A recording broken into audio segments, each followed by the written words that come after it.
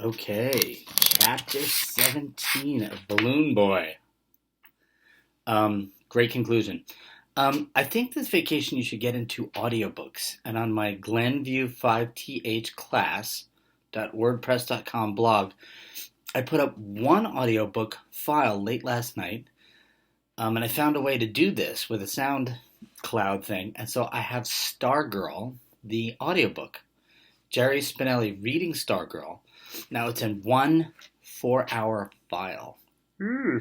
So when you click on it and you listen and then you go back, you probably should write down where you were. You know what I mean? Okay. Chapter 17. When we last left Reddy Gates, he had made $400 selling his newspaper on the streets and was headed over to Wynn's for a hearty meal. A familiar voice boomed behind him. Balloon Boy, Master Gates! Reddy turned around and it was Doc Robinson, the famous actor and comedian. And he was holding a copy of the newspaper. This is very interesting reading, young man. May I have a few moments of your time? Of course, but I'm hungry. Can you talk with me while I eat? I'll do better than that. I'll buy you lunch. Over roast beef and potatoes. Hey man, high living for those days. Reddy regaled Doc Robinson with details of his adventure. Using his cap to represent the balloon's hoop, he showed precisely where he sat and how he tried to climb up the ropes. The comedian listened intently, studying Reddy's facial expressions and hand gestures. Could you stand on the stage of San Francisco Hall tonight and tell the audience exactly what you just told me? The stage? Reddy laughed. Of course I could. Doc Robinson took the paper, covered with notes. I was visiting friends at a saloon last night when someone announced the Balloon Boy had returned safely. This gave me an idea for a new sketch. Past, present, and future of San Francisco. I ran to the Alta office and got there before they'd started printing the morning paper. They allowed me to change my page 4 theater announcement to include Adams Express Balloon. I thought to have Uncle Billy play a newsboy delivering papers by balloon, but I changed my mind. What you just told me here is better than anything Billy and I could devise. Doc Robinson's eyes gleamed. I'll pay you $100 to be in my show tonight. What do you say? Reddy laughed. Yes! Reddy headed towards the office of Alta California in the Herald. He was flattered by what they'd written, but annoyed by how much they got wrong. Their information was second-hand at best. He had to set the record straight. As he reached the plaza, he spotted Max loping down Kearny Street. Max! Reddy raced over him. What did you do with the oranges? Max's face lit up until he gave Reddy a light-hearted punch on the shoulder. Until this morning, I feared you were dead, my friend. Is that all you care about? What happened to the oranges? Reddy laughed. It's nice to see you again, Max. What happened to the oranges? I sold them. I figured if you did come back, and I hadn't sold them, you'd never speak to me again. I'll bring your share of the money around later today. Reddy wagged his finger, and every cent I'm due had better be there.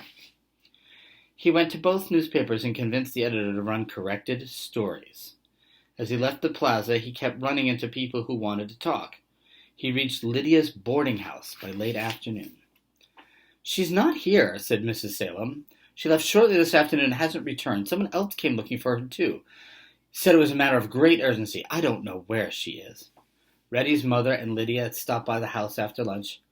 I had just told her all about you when Father called me. When I came downstairs, Lydia was gone. I haven't seen her since. Reddy wanted Lydia to see him on stage, but he couldn't think about that now. He was due in the hall in an hour. Midway through the past, present, and future of San Francisco, a group of actors paraded on the stage shouting, "The boy from the balloon! The boy from the balloon!" Then Reddy headed out to a thunderous applause. Doc Robinson joined him. Lad, you took a ride on a rather high horse the other day.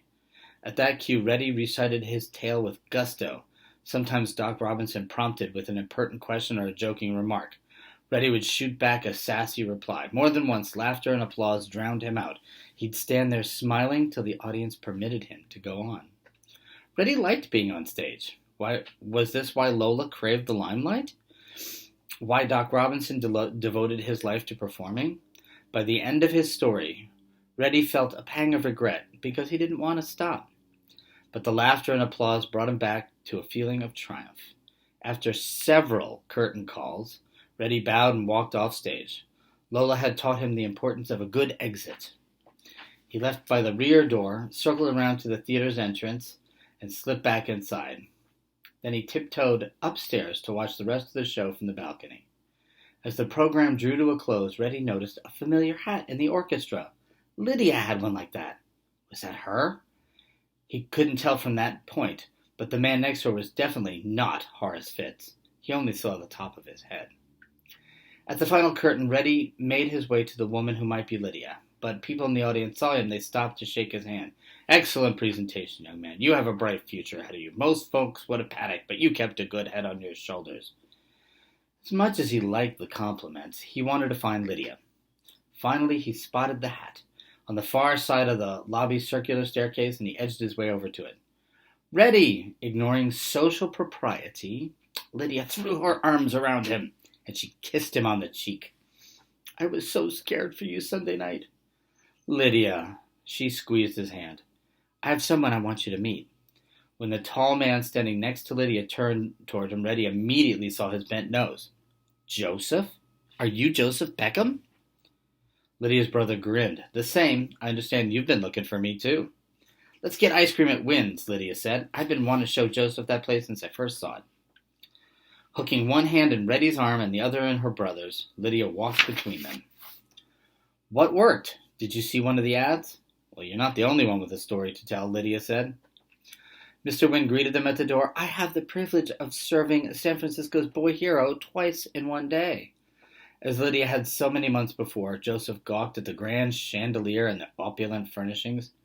Sissy, what would Aunt Clarissa have said about this place? I can't wait any longer, Joseph, said Reddy. Tell me what happened. Joseph began his story. Well, I was working with Hezekiah Waldo since late March, so he was right about that. I met him in Marysville, and we went all over. Spent a lot of time at camps on the Yuba River, following the North Fork as high as Downeyville. Then we dropped to the Middle Fork, and finally on the South Fork of the river, Nevada City, Grass Valley, Iowa Hill. We went up the Bear River for a while, and the North Fork of the American River. I had arranged to meet the mail agent in Downeyville, but he never showed. We asked him about him in other places, and we heard he had been injured in a fire, and the letters were gone.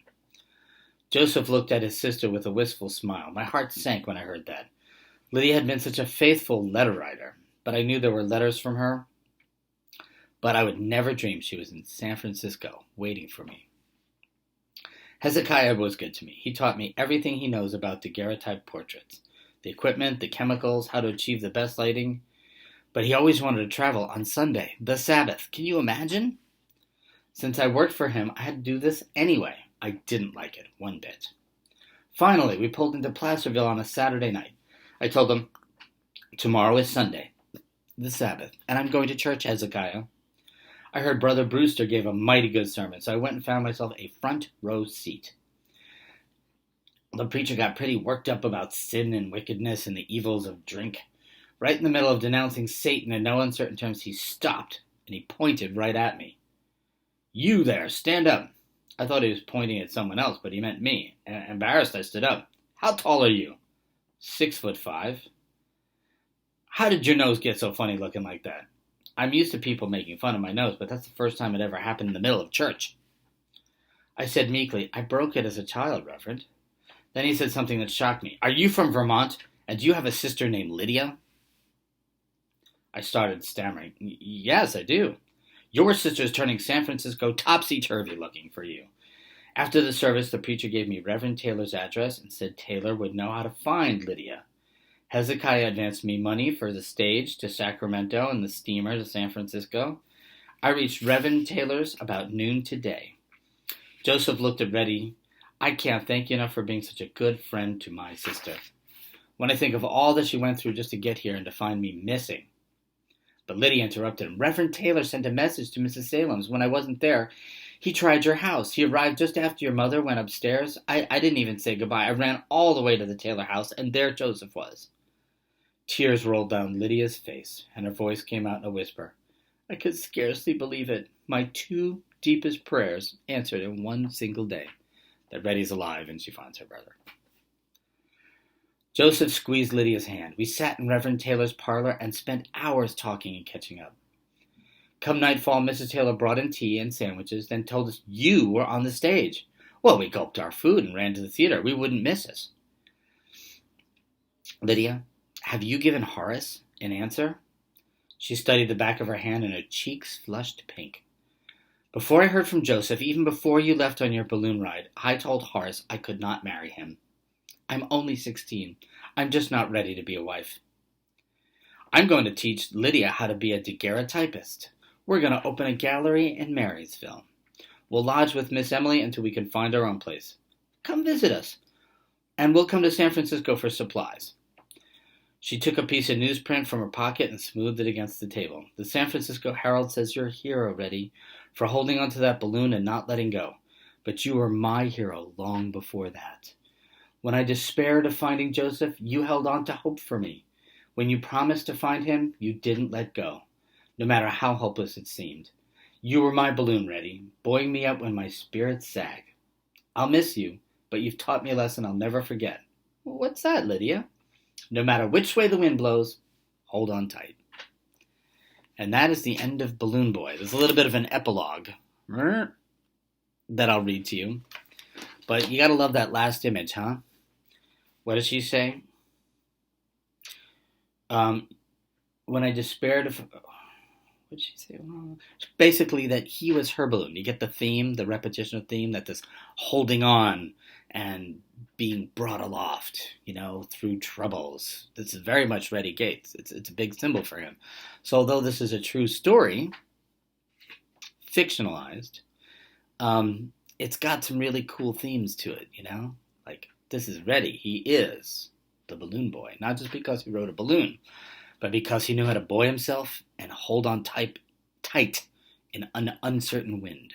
Gotta love that, huh? Okay. Newspapers throughout the United States printed Reddy's adventure, including the Philadelphia Ledger from Reddy's hometown. Even today, he is mentioned in a book published by the Smithsonian Institution called The Eagle Aloft, 2 Centuries of the Balloon in America. See, this is an epilogue. The Eagle Aloft. So this is the author talking. It's unknown if Reddy ever rode a balloon or performed on the stage again, because he fades from the historic record after September 1853. We did extensive searches on census records, city directories, many sources of historic data, and they all failed to turn up any mention of Joseph Gates, Reddy Gates, in California, Pennsylvania, or elsewhere. Did he stay out west? Did he return to the east? Did he fight in the Civil War? I mean, that happened just 12 years later. Did he live to be old? Did he die young? Answers are shrouded in the mist of history. And that's tough because there were death records, there were birth records, there were even census records where people go door to door and write the name of people and their address. And you can search those now on computer database. My cousin has looked up our relatives in Brooklyn, and it's like, whoa. We know great-grandpa Benjamin Litsky lived on Marcy Avenue in Brooklyn, and we saw the entry. It's like, whoa. I mean, you can do an extensive search. So the fact that Reddy disappears like that is kind of pretty intense. I mean, we just don't know. More is known about other players in the story. Lola Montez and Pat Hall, who were real people, ended their marriage only after a few months. Lola stayed up, though, in the gold country for 2 years. Today, the house she owns holds the Grass Valley Chamber of Commerce, the Lola Montez house.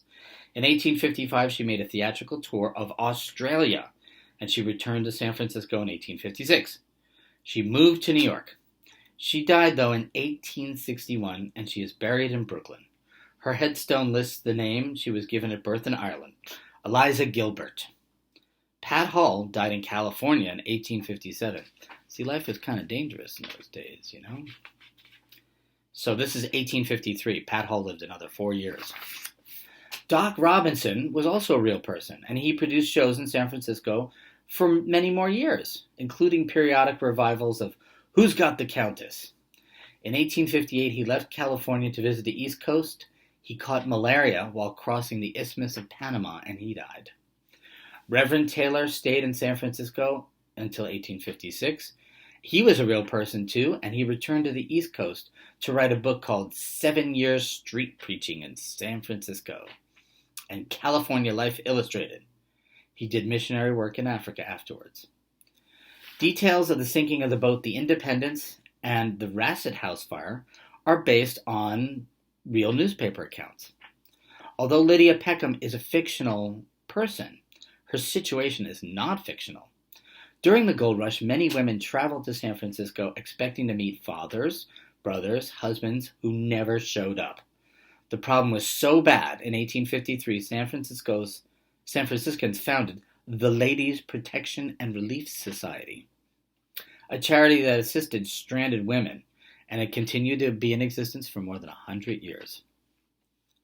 Joseph Peckham's description of being snowbound in a cabin is an actual true account by Mrs. D.B. Bates in her book Incidents on Land and Water, published in 1857. The daguerreotypists mentioned in this book are all fictional. However, they did really exist, and they explored California's gold region, going up and down the rivers from 1849 on. And because of them, the gold rush became the first major world event to be documented extensively by photography. All right, I'm going to continue to read as we are sheltered in place and home. I'm thinking our next book is going to be Bud, Not Buddy. But I'll be in touch. Hope your life skill project draws you in. When at our Zoom meeting the other day, a lot of people were like, I don't know what I'm going to do. Find something that works for days and days and days. Build a house. Make all the recipes. What about those maps?